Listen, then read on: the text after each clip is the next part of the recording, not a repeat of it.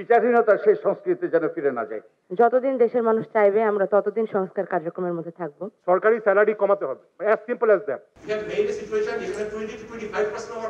বৈষম্যহীন রাষ্ট্র গড়ে তুলতে আগামীর চ্যালেঞ্জ কিভাবে মোকাবেলা করবে অন্তর্বর্তী সরকার, সেসব তুলে ধরে বুধবার সকালে রাজধানীর একটি হোটেলে নাগরিক ভাবনা আয়োজন করে গবেষণা সংস্থা সিপিডি।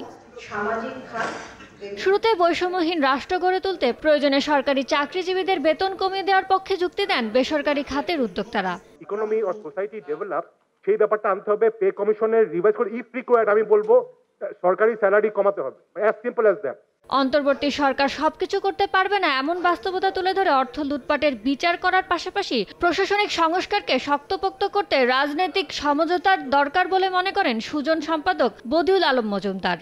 সঠিক তদন্ত করতে হবে, নিরপেক্ষ তদন্ত করতে হবে। আমরা যেন ভাবে অতীতে যেমন হয়েছে, বিচারহীনতার সেই সংস্কৃতি যেন ফিরে না যায়।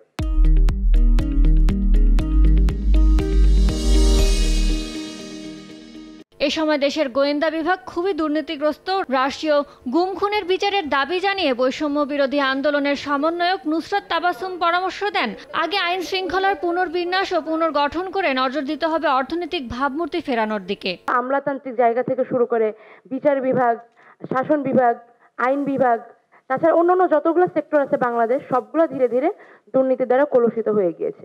নাগরিক ভাবনার বিচারহীনতার সংস্কৃতি থেকে বের হওয়ার সঙ্গে সঙ্গে শেখ রাসেল ডিজিটাল ল্যাব গড়ে তোলার নামে যে পরিমাণ আর্থিক দুর্নীতি হয়েছে তা খুঁজে বের করার দাবি জানান তত্ত্বাবধায়ক সরকারের সাবেক উপদেষ্টা রাশেদা কে চৌধুরী।